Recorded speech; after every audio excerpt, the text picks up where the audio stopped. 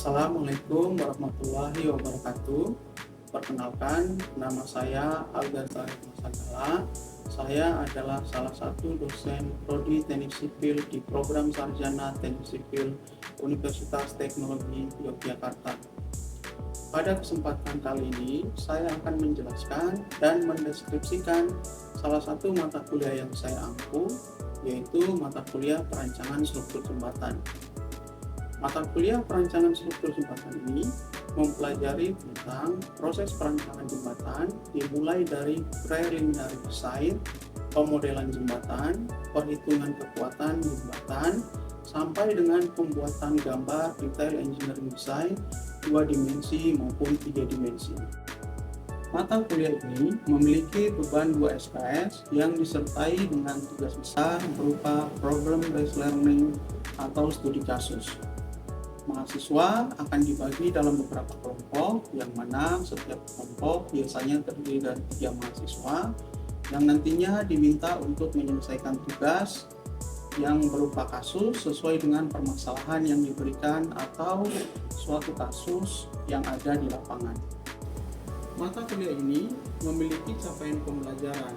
Capaian pembelajaran tersebut antara lain: yang pertama, memahamkan tentang prinsip perancangan struktur jembatan. Yang kedua, mampu membuat preliminary design serta perhitungan pembebanan jembatan sesuai dengan standar perancangan jembatan yang berlaku atau yang terbaru. Kemudian yang ketiga, mampu memodelkan dan menganalisis struktur jembatan menggunakan aplikasi SAP 2000. Dan yang keempat, mampu menghitung keamanan profil jembatan, deformasi lendutan, sambungan rangka jembatan, serta membuat gambar detail engineering design secara 2 dimensi maupun 3 dimensi. Mata kuliah ini mempelajari tentang beberapa pokok pembelajaran atau pokok materi. Pokok materi pembelajaran tersebut antara lain: yang pertama, pengantar struktur jembatan; yang kedua, prinsip-prinsip perancangan struktur jembatan; yang ketiga, preliminary design jembatan; yang keempat, pembebanan jembatan; yang kelima, pemodelan komputer jembatan dengan aplikasi SAP 2000; yang keenam, analisis struktur dan output daya dalam; yang ketujuh, perhitungan keamanan penampang profil pada rangka jembatan; yang kedelapan, perhitungan sambungan; dan yang kesembilan adalah penggambaran detail engineering design jembatan tersebut. Sedangkan untuk persentase penilaian yang kami gunakan yaitu: yang pertama, untuk hasil penilaian ujian tengah semester dan ujian akhir semester bobotnya adalah 40%. Untuk tugas dan tugas besar bobotnya adalah 40%. Dan untuk keaktifan maupun presensi di kelas itu bobotnya adalah 20%. Adapun video atau salah satu contoh pembelajaran kami di kelas pada mata kuliah perancangan struktur jembatan dapat dilihat pada tayangan berikut ini. Bismillahirrahmanirrahim. Assalamualaikum warahmatullahi wabarakatuh. Selamat pagi adik-adik sekalian. Kita berjumpa kembali di mata kuliah perancangan struktur jembatan ya. Yang mana mata kuliah ini adalah salah satu mata kuliah inti dari mata kuliah struktur ya, teknik struktur di bidang teknik sipil. Nah, mata kuliah ini nanti kita akan belajar bagaimana proses perancangan struktur jembatan secara menyeluruh, dimulai dari preliminary design. Jadi kita membuat desainnya, kemudian dari desain itu kita kembangkan, kita hitung beban yang nanti bekerja pada jembatan tersebut dengan bantuan Microsoft Excel. Kemudian beban itu nanti akan kita masukkan pada pemodelan struktur numerik menggunakan aplikasi SAP 2000. Nah, dari hasil output running analysis SAP 2000 itu kemudian kita kembangkan, yang kemudian kita perhitungkan keamanan dari profil jembatan yang sudah kita desain, termasuk sambungannya ya. Selain itu juga kita perhitungkan nilai deformasi lendutan yang tentu kita bandingkan dengan nilai lendutan izin dari jembatan tersebut. Kemudian paling terakhir, setelah seluruh proses rancangan kita sudah yakin bahwa struktur tersebut sudah aman, baik dari kekuatan maupun kekakuannya, lanjutannya adalah kita membuat gambar detail engineering design atau gambar rencana 2 dimensi menggunakan AutoCAD maupun 3 dimensi yang nantinya bisa menggunakan software SketchUp. Nah, produk ini akhirnya nanti harapannya adalah atau bayangannya adalah produk tersebut akan dilaksanakan atau dibangun di lapangan, sehingga produknya bayangannya adalah produk jadi yang bisa menjadi pedoman pelaksanaan pekerjaan jembatan di lapangan. Gitu. Nah, sebelum masuk ke proses perancangan struktur jembatan, ini saya berikan sekilas materi tentang tipe dari masing-masing struktur jembatan ya. Sebagai pendahuluan, jadi yang namanya jembatan seperti yang sudah kita ketahui adalah suatu struktur yang memungkinkan bagi kita untuk melintasi suatu rintangan tertentu. Rintangan itu macam-macam, bisa itu jurang, bisa itu sungai, bisa itu danau, bahkan lautan. Nah, jembatan ini memungkinkan untuk menghubungkan suatu daerah dengan daerah yang lain atau suatu titik dengan titik yang lain. Nah, adapun tipe jembatan atau jenis-jenis jembatan itu sebenarnya ada banyak ya. Tapi yang paling umum ada 5. 5 itu antara lain, yang pertama adalah jembatan girder atau girder bridge. Nah, girder bridge ini adalah jembatan yang cocok digunakan untuk bentang pendek karena keterbatasan dari kekakuan girder dan kekuatan girdernya. Girder jembatan tersebut bisa terbuat dari beton bertulang atau bisa terbuat dari baja maupun juga bisa terbuat dari kayu atau bahan lainnya atau komposit. Nah, biasanya bentangan untuk jembatan girder ini maksimum di 30 meter atau bisa lebih apabila diberi dukungan pilar-pilar di tengahnya ataupun diberikan tambahan perkuatan berupa kabel tendon ya, yang akhirnya girdernya menjadi girder pre-stress atau girder prategang. Itu yang pertama.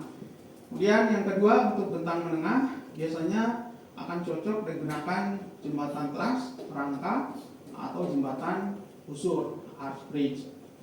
Nah, jembatan truss ini mekanisme strukturnya menggunakan kekakuan dari rangka batangnya, konfigurasi dari rangka batangnya. Bentangannya biasanya cocok untuk bentang menengah antara 40 sampai 60 meter. Sedangkan untuk jembatan busur atau arch, kekakuan dan kekuatan strukturnya itu sepenuhnya ditumpu oleh struktur busurnya atau arch-nya ya. Nah, busurnya ini pun ada 3 jenis, ada busur bawah atau deck arch, ada busur atas atau drop arch, maupun ada busur setengah atau half drop arch. Nah, untuk yang berikutnya adalah jembatan peruntukannya untuk bentang panjang. Nah, bentang panjang ini berarti jembatan yang memerlukan perlakuan khusus dengan tidak adanya pilar-pilar di tengah jembatan, sehingga bagian dari struktur pilar tersebut tergantikan oleh struktur kabel penggantung. Nah, jembatan tersebut biasanya panjangnya bisa lebih dari 100 meter. Bahkan ada yang bisa sampai 1000 meter ya, atau lebih dari 1 kilometer. Nah, jembatan yang cocok untuk bentang panjang tersebut antara lain adalah suspension atau jembatan gantung dan jembatan kabel stay, itu jembatan kabel. Nah, di antara 5 jembatan ini nantinya masing-masing struktur jembatan ada peruntukannya ya, atau ada penggunaannya masing-masing tergantung kebutuhan. Tadi bisa ditinjau dari bentangannya, juga bisa ditinjau dari keperluan sisi arsitekturalnya. Biasanya juga kalau dalam mendesain tergantung dari selera perencana atau yang didiskusikan dengan owner, pemilik dari struktur bangunan gedung tersebut, bangunan jembatan tersebut. Itu perkenalan singkat tentang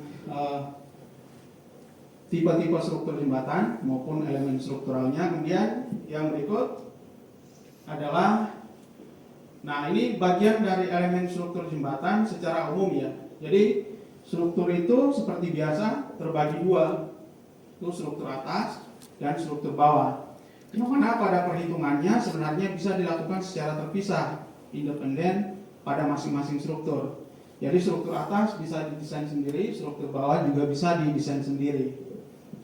Nah, batasan antara struktur atas dan struktur bawah jembatan itu pada prinsipnya terpisahkan oleh sistem peletakan atau sistem tumpuan. Biasanya kalau jembatan, peletakannya adalah sendi roll. Jadi tumpuan sendi atau peletakan sendi pada salah satu ujungnya, dan tumpuan roll atau peletakan roll pada ujung yang lainnya. Nah, di atas sistem peletakan atau tumpuan tersebut sepenuhnya adalah struktur atas. Jadi misalkan ini rangka jembatan teras, maka inilah struktur atasnya. Atau yang ini jembatan girder, plat girder, maka inilah struktur atasnya.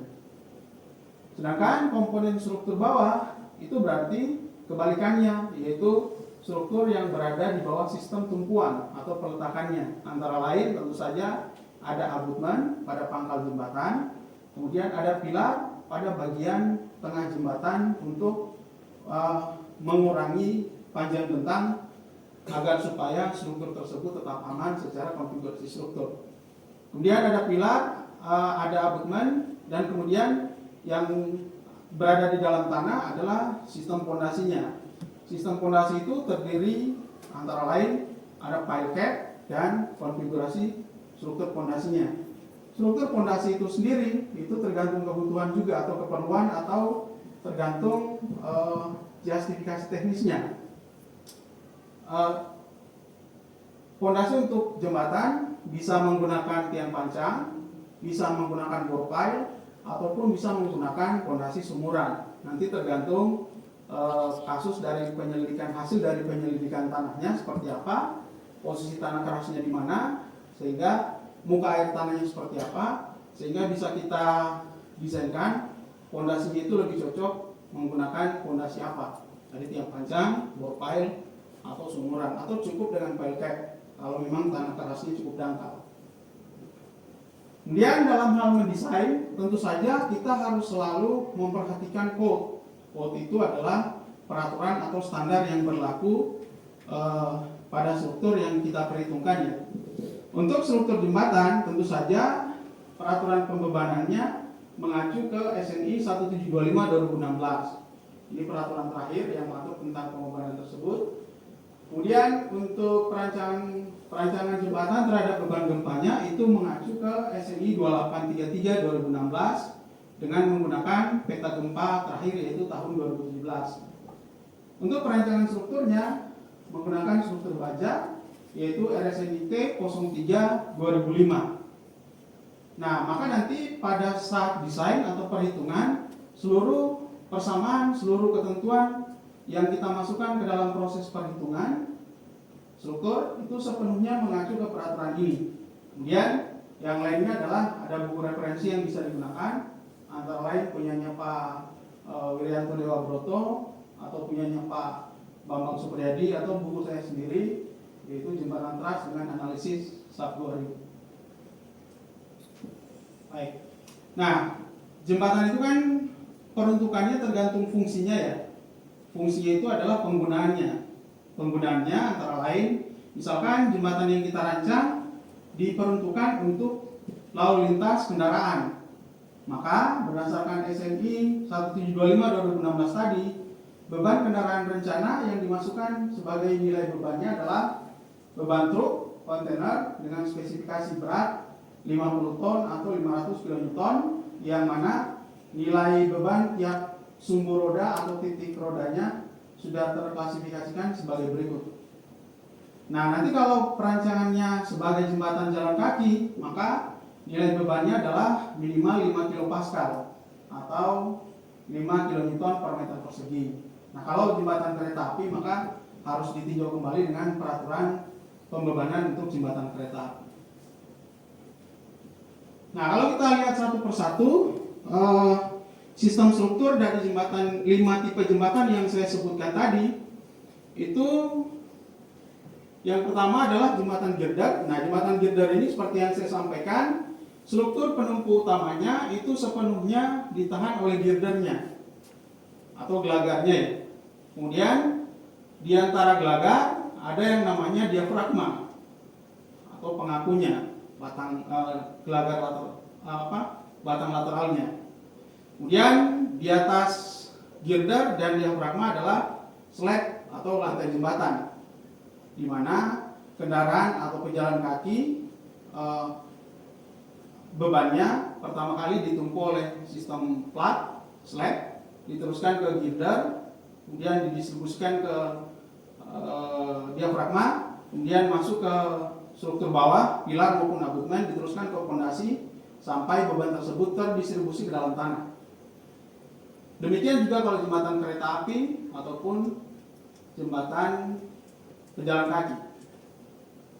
Nah, salah satu yang perlu diperhatikan ketika kita menggunakan jembatan girder adalah bentangannya cukup pendek ya, sehingga kalau kita ingin membuat jembatan misalkan dengan panjang 60 meter, mestinya di tengahnya ada pilar, sehingga di situ ada dua jembatan girder.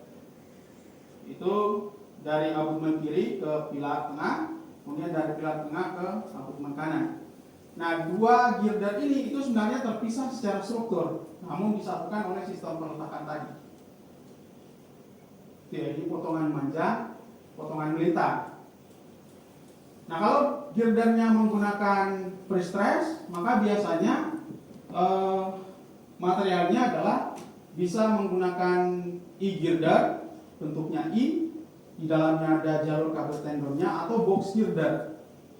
Nah, ini juga di lapangan atau pada project real tergantung bagaimana proses perencanaan dan kesepakatan yang diambil untuk menentukan sistem struktur.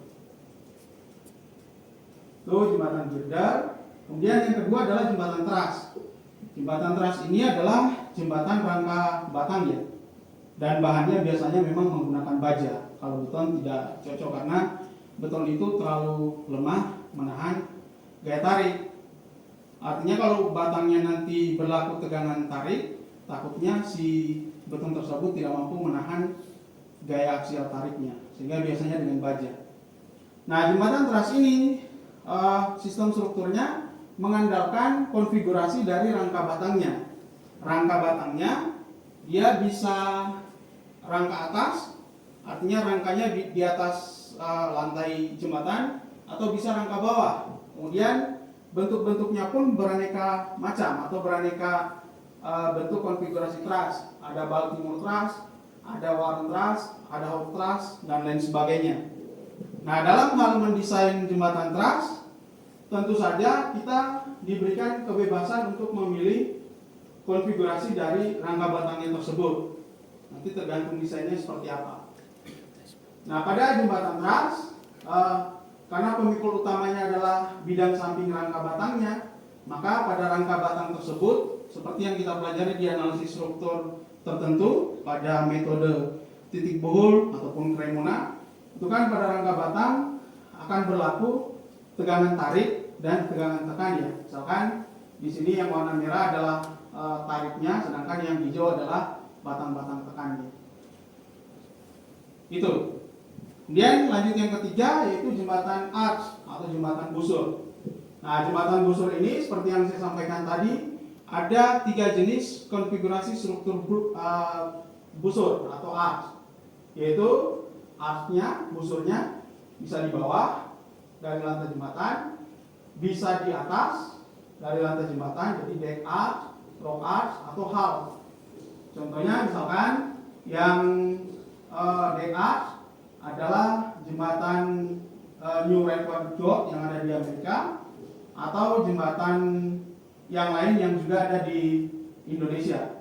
Sedangkan yang busur atas misalkan adalah jembatan kuning kembar yang ada di kota Kendari, Sulawesi Tenggara. Atau jembatan busur atas juga ada di jembatan kuning di Palu, Sulawesi Tengah. Sayangnya jembatan ini akhirnya kolaps akibat adanya gempa bumi dan tsunami maupun likuifaksi saat gempa di Palu kemarin.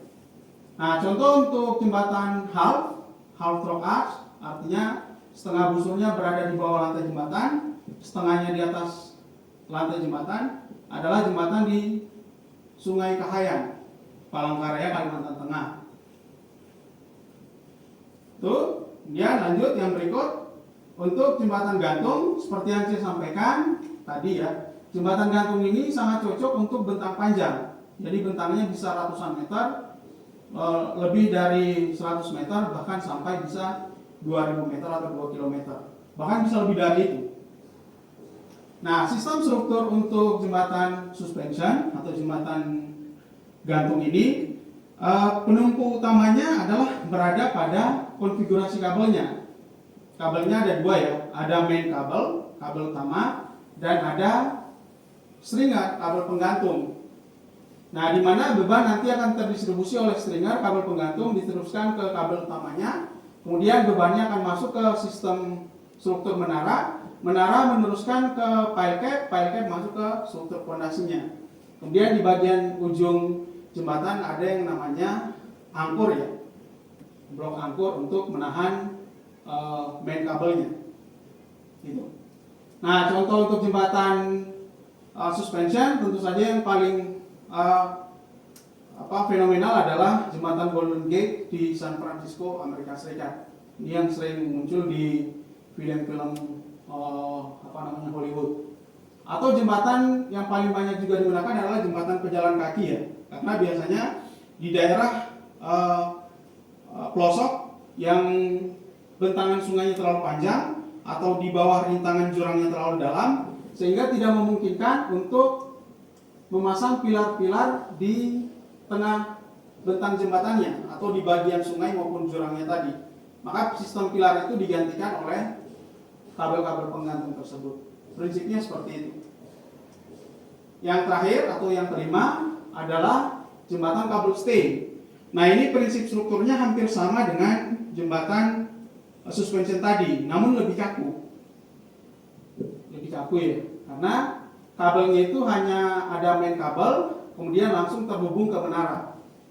Gitu ya, sehingga pada main kabelnya itu akan berlaku tegangan tarik. Jadi kabel itu menahan tegangan tarik, dan menaranya serta decknya menahan tegangan tekan maupun momen yang besar. Nah, contoh dari jembatan kabel stay kalau di Indonesia yang paling populer itu tentu saja adalah Suramadu. Jembatan Suramadu ya, yang menghubungkan Pulau Surabaya dan kota Surabaya di Pulau Jawa dan kota Madura di Pulau Madura. Atau jembatan Siak. Gitu ya. Nah, itulah jenis-jenis jembatan secara konfigurasi struktur yang nanti akan kita bahas lebih lanjut selama perkuliahan perancangan struktur jembatan ini. Nah, kemudian karena ini adalah mata kuliah perancangan, maka di dalamnya ada beban atau bobot tugas besar. Tugas besar ini harapannya nanti adalah setelah Anda selesai mengerjakan tugas besar, mudah-mudahan setelah itu Anda punya kemampuan atau kompetensi dalam hal perancangan struktur jembatan. Karena seperti yang saya sampaikan, mata kuliah struktur jembatan ini adalah salah satu mata kuliah utama atau mata kuliah paling puncak ya dari mata kuliah struktur, selain juga perancangan struktur gedung. Untuk tugas besar perancangan struktur jembatan, nanti masing-masing kalian akan saya bagi dalam kelompok ya. Nah, untuk memudahkan proses perancangan, tentu saja sudah saya persiapkan modul perhitungan ya. Nah, nanti tugas Anda adalah memformulakan ini ke dalam Microsoft Excel. Tuh. Nah, selain modul, juga akan saya siapkan video tutorial guna memberikan informasi secara interaktif dalam hal pemodelan dan analisis struktur menggunakan software SAP 2000 tadi. Nah, untuk tugas besarnya, ini studi kasus yang saya berikan, yang mana studi kasus ini adalah pendekatan kondisi real di lapangan. Jadi, misalkan pada kelompok A itu saya tentukan lokasinya di mana. Misal lokasinya di Kota Solo. Kemudian jenis tanahnya saya tentukan adalah tanah lunak dengan klasitus SE. Kemudian saya tentukan panjang jembatannya harus berapa. Misal 40 meter. Lebarnya berapa? 8 meter. Dengan trotoar 1 meter kiri kanan, sehingga lebar jalan 6 meter. Kemudian tinggi jembatannya minimal 7 meter. Kemudian di situ ada propertis bahan dan propertis profil penampang yang harus Anda sesuaikan ya. Nah, proses pengerjaan tugas besar ini itu akan berkesinambungan dengan materi yang saya sampaikan di kelas, yaitu mulai dari tahap preliminary sampai tahap penggambaran gambar rencana atau detail engineering design yang kita buat secara 2 dimensi maupun 3 dimensi tadi. Karena ini jembatan truss, berarti Anda harus merancang konfigurasi truss rangka batangnya bagaimana.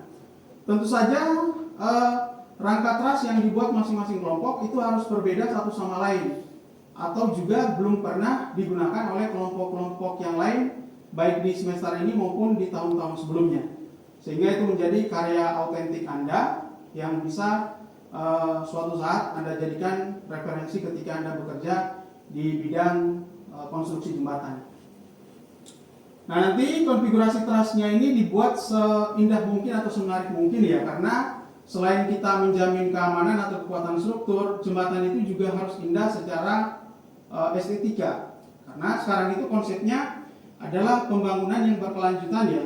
Jadi dengan adanya jembatan di suatu daerah, diharapkan jembatan itu menjadi semacam landmark yang di situ selain dia berfungsi menghubungkan daerah yang lain dan daerah satu dan daerah yang lain, berarti perekonomian terhubung secara menyeluruh, juga menumbuhkan sentral-sentral ekonomi yang baru dalam hal pariwisata. Karena nanti harapannya dengan jembatan yang menarik, yang indah sebagai landmark baru tadi, akan tumbuh kawasan-kawasan baru di sekitar jembatan tersebut. Ada ruang terbuka hijau, ada area bermain, kemudian ada taman, ada tempat nongkrong maupun tempat makan dan rekreasi. Ya, jadi silakan didesain. Pertimbangannya pertama tentu harus kuat dan aman karena kita orang engineer. Yang kedua harus indah secara estetika. Nah, setelah Anda membuatkan preliminary design tampak samping, atas, bawah dan potongan, kemudian struktur tersebut dimodelkan menggunakan aplikasi SAP 2000. Pemodelan ini sendiri harapannya nanti akan memudahkan dalam hal perancangan ya. Dari model ini kemudian diinputkan bebannya. Setelah diinputkan bebannya kita running, mendapatkan gaya dalam. Dari gaya dalam kemudian Anda hitung profilnya, keamanan profilnya sampai sambungannya. Dan setelah semuanya aman, gambarnya sesuai, baru kita buatkan 3D-nya supaya bisa dipresentasikan secara visual 3 dimensi dan desainnya harus menarik. Nah, demikian. Ada yang ingin ditanyakan? Silakan. Ya, silakan. Izin bertanya, Pak. Ya. Apa beban yang bekerja pada struktur jembatan? Ya, baik. Nah, beban yang bekerja pada struktur jembatan itu yang pertama adalah beban mati. Beban mati itu berasal dari strukturnya sendiri maupun beban mati tambahan yang menyatu dengan strukturnya, misalkan railing, trotoar, dan lain sebagainya. Yang kedua adalah beban hidup. Karena ini jembatan jalan raya, berarti beban hidupnya adalah kendaraan. Tadi spesifikasinya truk kontainer 50 ton. Kemudian ada beban pejalan kaki sebagai beban hidupnya pada bidang trotoar. Selain itu ada beban angin tekan maupun hisap. Dan yang terakhir tentu saja adalah beban gempa. Gempanya nanti bisa gempa statik atau gempa dinamik dengan respons spektrum maupun time story. Nah, beban itu akan dikombinasikan sehingga nanti hasilnya menjadi output gaya dalam pada aplikasi SAP 2000.